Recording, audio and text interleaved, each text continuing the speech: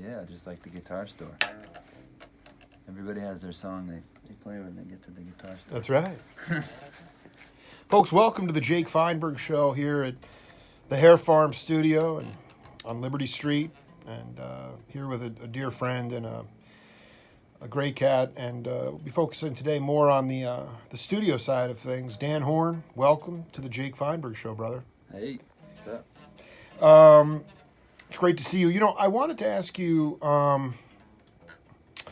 Levy talked to me about, this is more about a live setting, but I want to get your thoughts on this, because sometimes music gets so loud that that he has to wear in-ear monitors, okay, in order for more clarity.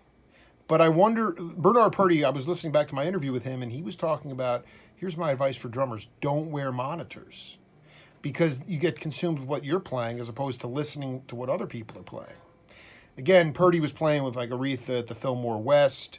These were PA systems. They weren't these modern speaker systems that you guys have to, point is that music is loud, but can you just riff a little bit on your philosophy as it relates to how you can create dynamics on the bandstand, and does that have to do with not wearing in-ear monitors so that you're able to actually hear what other people are saying, and you're not worried about how you're playing or how you're sounding?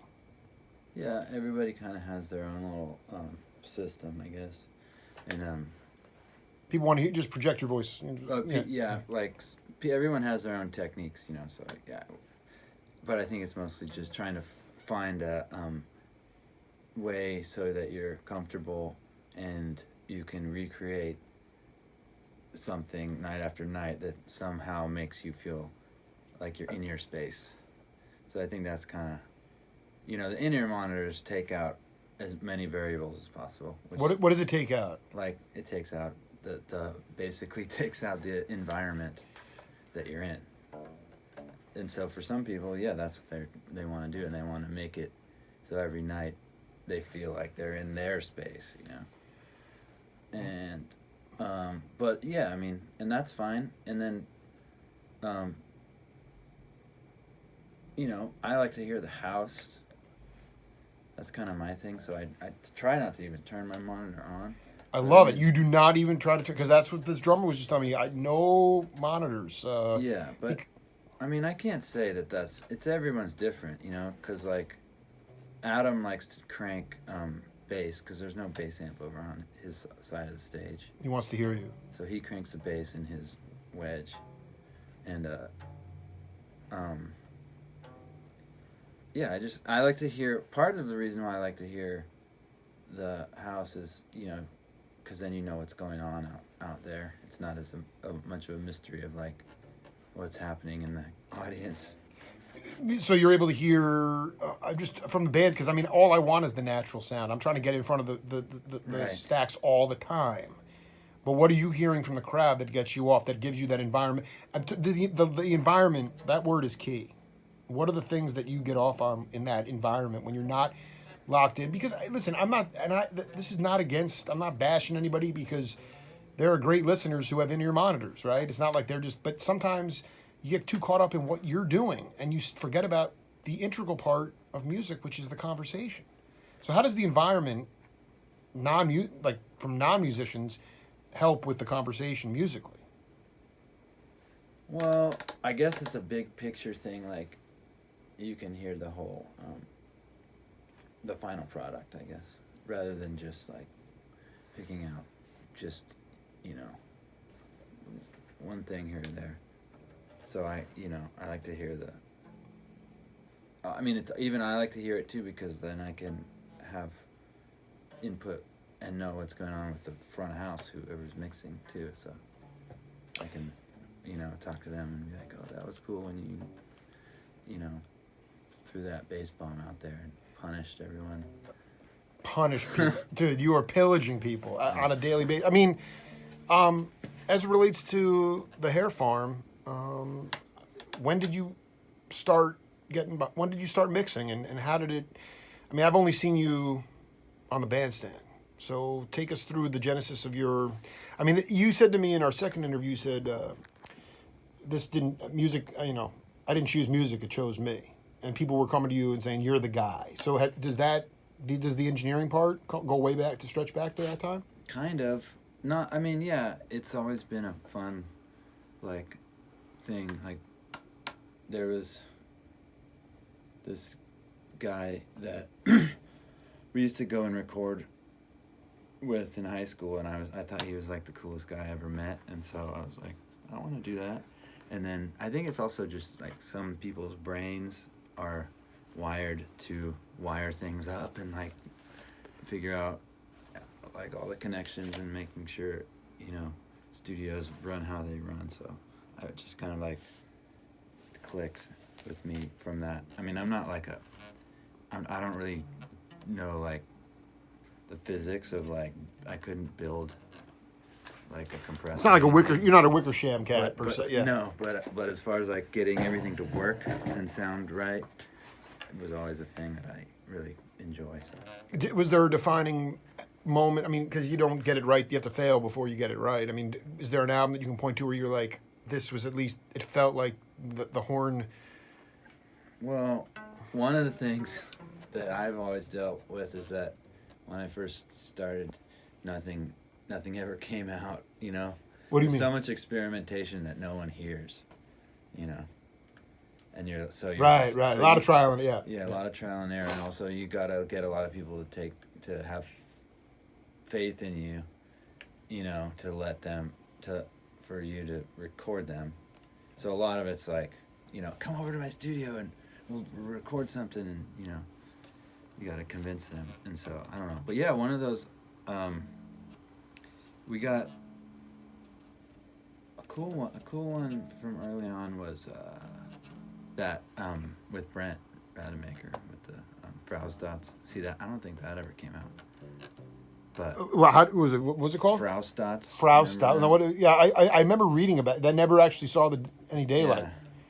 Well, his first record did, and then some of it did eventually. But yeah, we did. I think we did a whole record or like 6 songs or something. That was really fun. I thought that was like, I was proud of that. Never came out, but well, let's get it out. Yeah. I don't know if we can find it. We got all these stacks of hard drives. Everybody's like, how do we figure out what's on these hard drives? I don't know. You know, with you just mixed and you produced the recent Mapache album, and who played drums on that, by the way? There's Beatty's on there, Austin Beatty, and I think Spersky's on a track too, Aaron Spersky. Wow, yeah, I was going to say, I wanted to talk to you about your philosophy as it relates to miking the drum kit, because one thing that I have a hard time with, I mean, I love leakage. I have no problem with leakage. In the space is the music. That's what's brilliant about the older recordings. Now we have the ability to mic every drum on the kit. But a right and left overhead and one on the bass drum seems, I mean, is that Horne? That's Jake Feinberg methodology. Again, what, you know, how do you create space in the music so it's not just filled all the time, so that there might, do you think leakage is a bad thing? No, I mean, it all depends on the project. Obviously, but let's take Mapache, for instance. I think Mapache is interesting because they had been playing a lot of those songs live, and we actually kind of laid it all down. And there's a tricky thing too with them because they have this dynamic of them too that they have worked on so much. So we're like, okay, that's where we start with this record.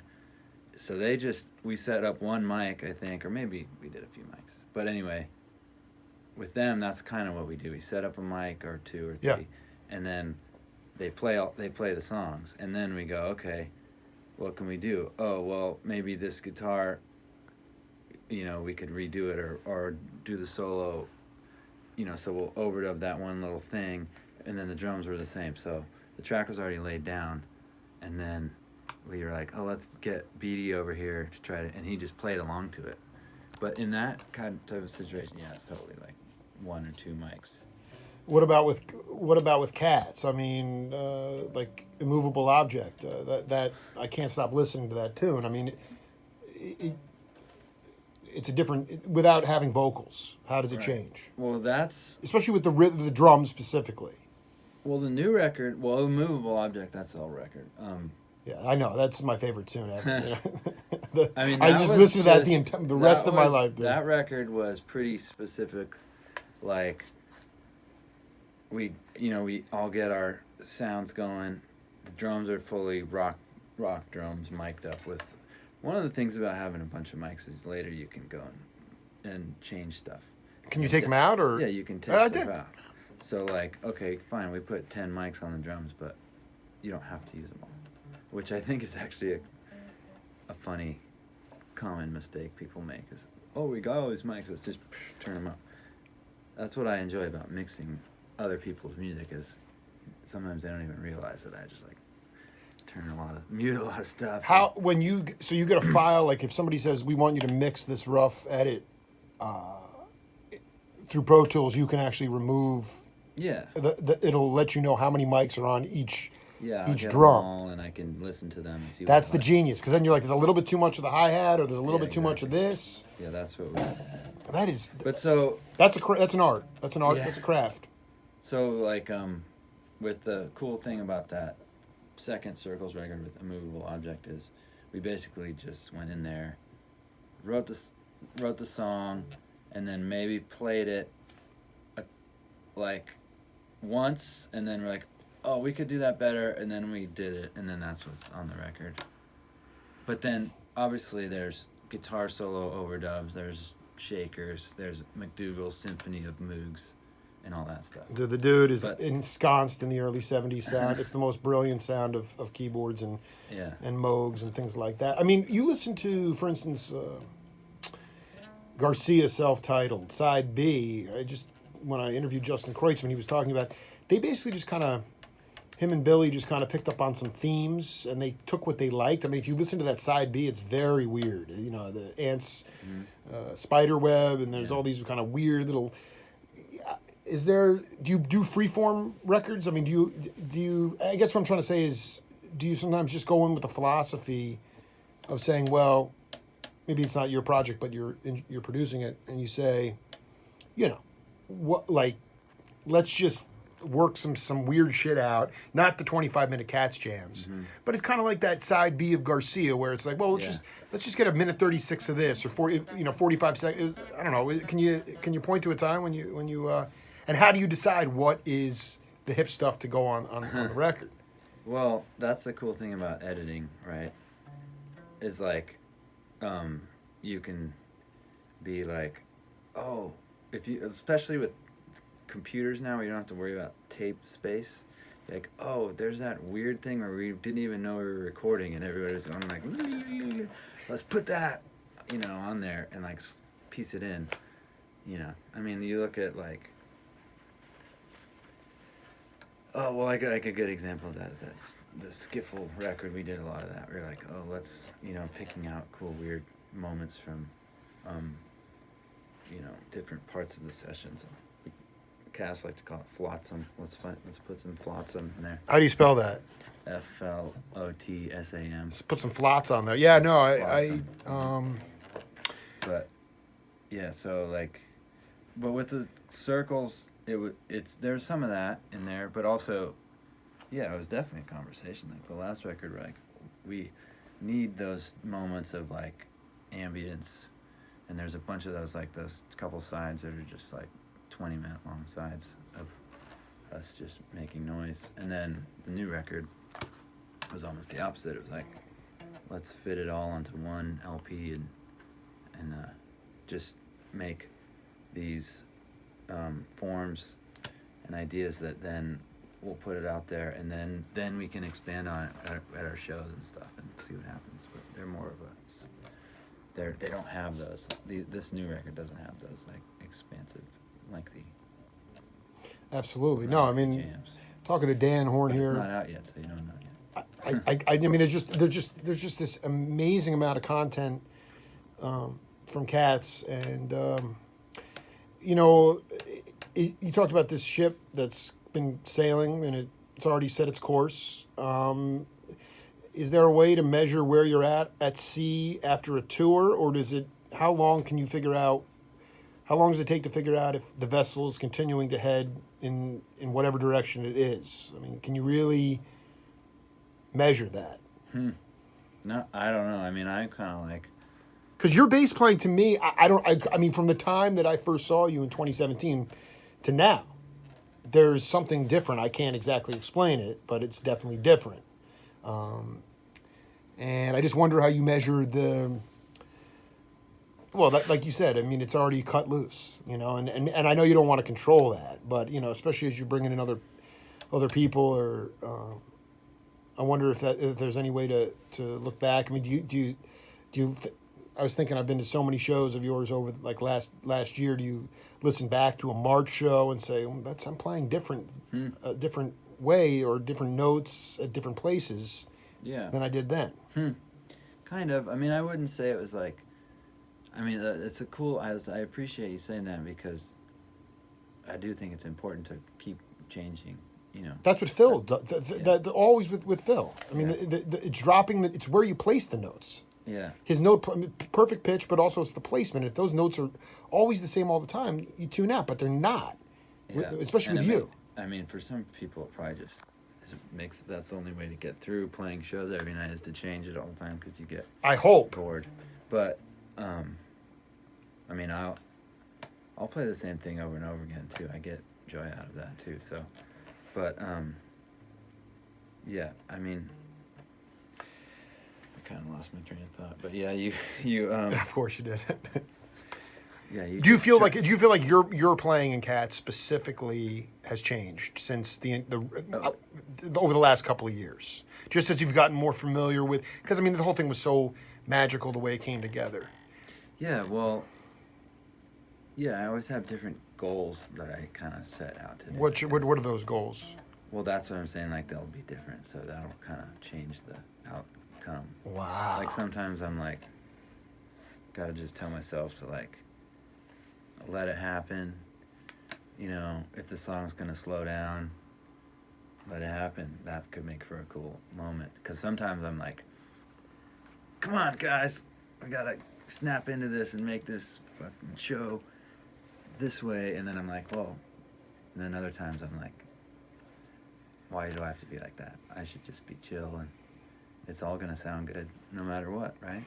So I think that's Yeah. no matter what. If you're a true creative, it's this constant push and pull between letting it flow and then having that micromanaging component to it.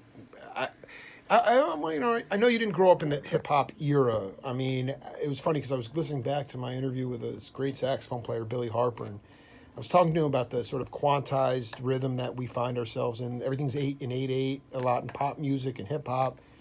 And I was like, I went to see Robbie Krieger at this convention that I was covering the other night, and his drummer was great, but he was playing beats. He was dividing beats in his head, as opposed to just playing through time. Is that something that? I mean, you don't strike me as somebody who's worried about. You can see that that cat came from the kind of the hip hop and more, just more straight beats. My favorite drummers, Billy or Elvin or all the jazz. Even Billy couldn't play jazz, but those guys they felt they had their own inner time feel and they just floated through the time.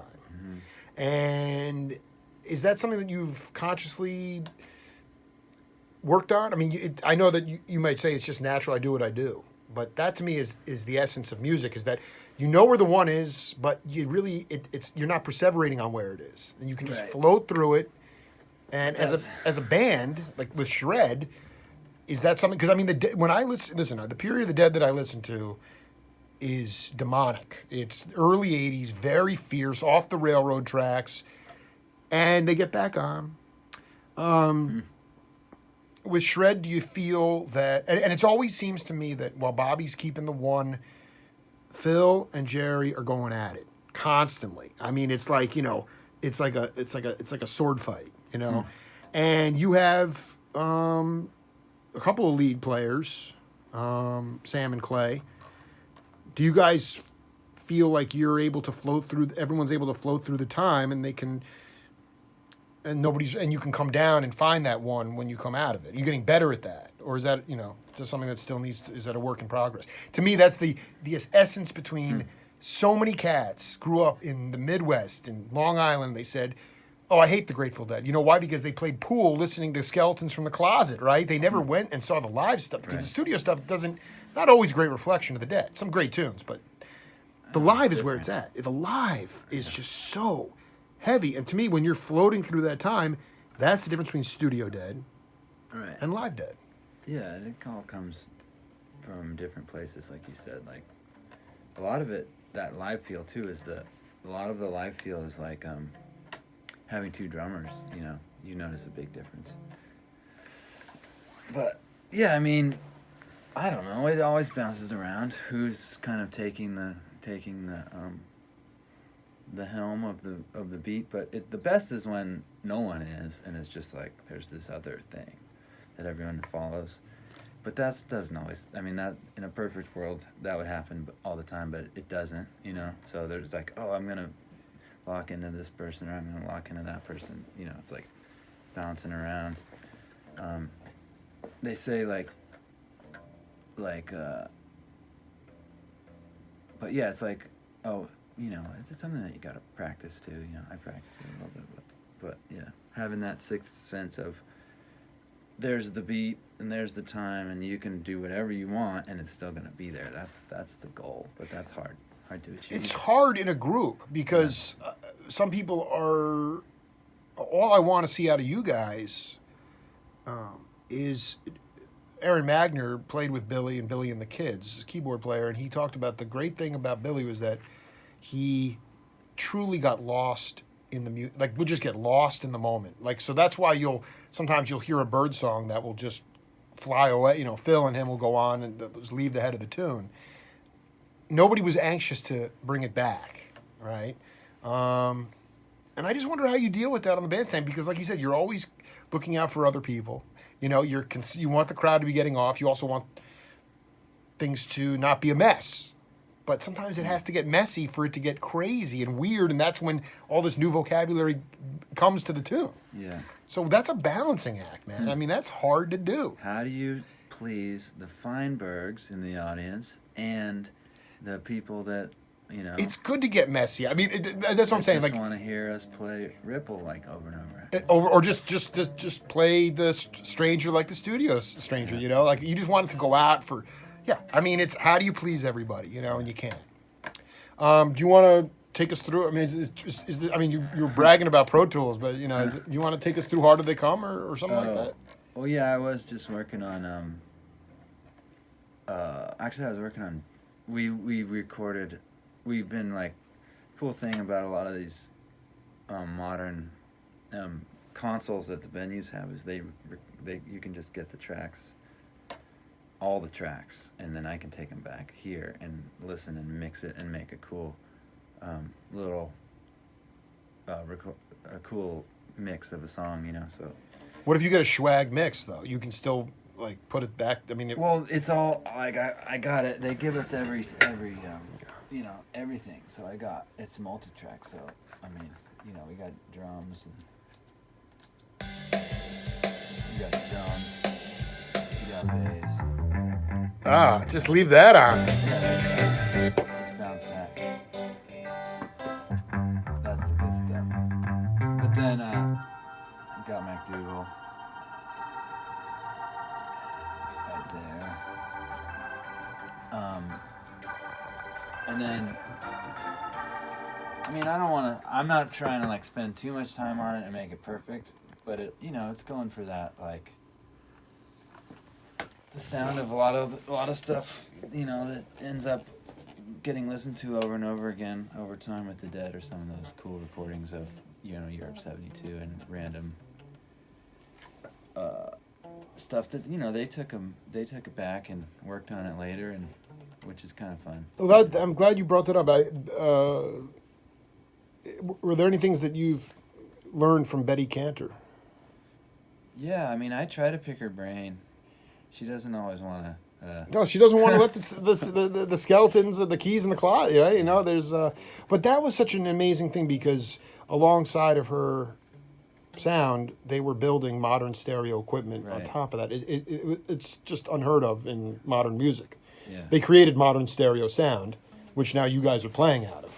Yeah. But so she may not tell you everything, but what's one thing that you've learned from that aesthetic? Well, I've actually I think with Betty, she's not like trying to not tell you anything. She just wants to talk about other stuff. She's sick of, yeah, she does. She's got a lot of stuff to talk about. But yeah, I mean, yeah, because she comes out and records shows a lot, so you can kind of see what she does. Yeah. But I don't know. Yeah, I don't know. I just try to.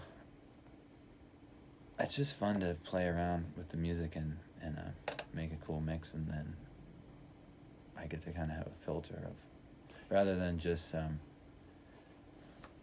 putting out board recordings and stuff like that. That you don't. This is more of like a way to enhance it. Oh, it's your own Enhance the personal touch on it. listening You can experience. actually listen to it and say, yeah, no, I tweaked that. I mean, how do people find the Hair Farm? And The studio is actually called Lone Palm, and that dates back to Lone Palm. 12 when I moved here like 12 years ago. I just realized it was 12 years, which is kind of crazy. But yeah, there's a palm tree in the yard. So. Lone Palm Studios. So, I mean, talk to people about what to expect when they come in. Like, how do they what Well, what makes it different? I mean, aside from the horn factor, I mean that is Yeah. the biggest factor.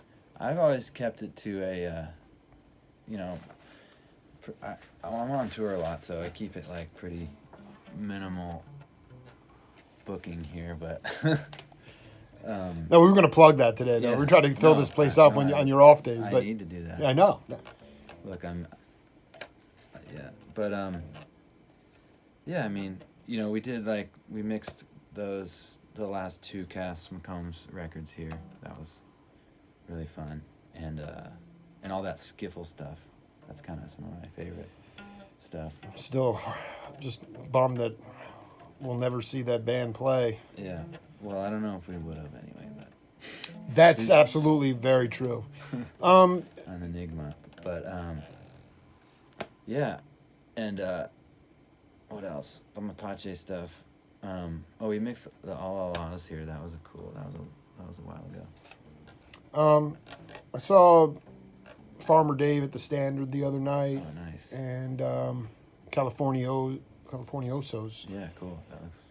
I haven't seen them yet. They're funny. They're great. The drummer is wild, man. Great cats. But I just wanted to know. I know that you're busy on tour and obviously in the studio, family, whatnot. How do you still give back to the younger musical community here in a way that you can still be an integral part? I mean, I guess the point is that I was talking. I mean, Will Chamberlain used to have his own record label.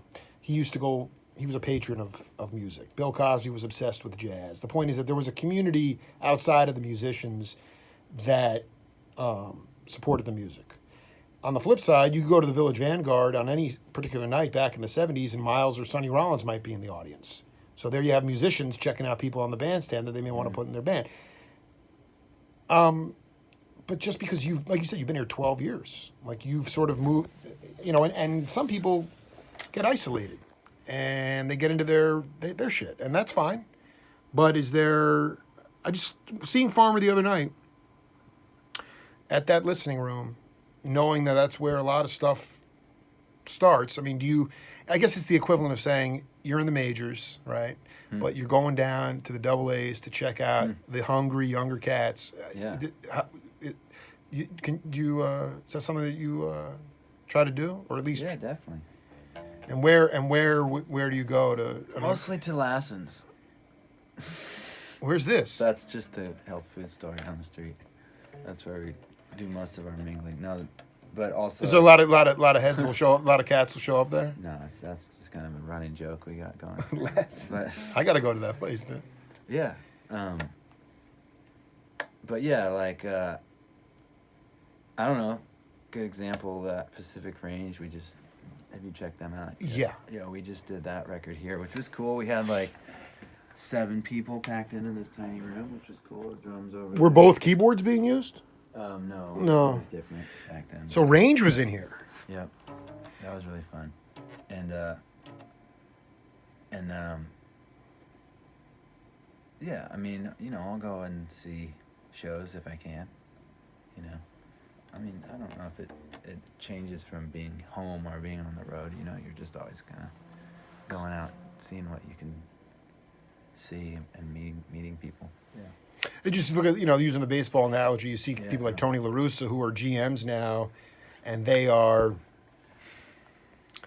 at the major league level, but constantly cultivating the younger talent. And there's just so much, and there is a supply and demand issue. It's not like you're creating livelihoods for these people, but it is about, just constantly keeping people's spirits alive. And that's one thing that, as we wrap up here, I mean, with Neil Casal, I didn't know him very well, but I don't put up those posts about him to eulogize him. I put up those posts so that people recognize what his message is to the future. And pretty soon it'll be 24 years you'll be here, and not 12. So it's not that you don't have a full plate, but what's your message for younger, hungry cats? And can they access Lone Palm? I mean, is it affordable? I mean, oh yeah, of course. Yeah, I'm always looking for people to work with, and yeah, I don't know.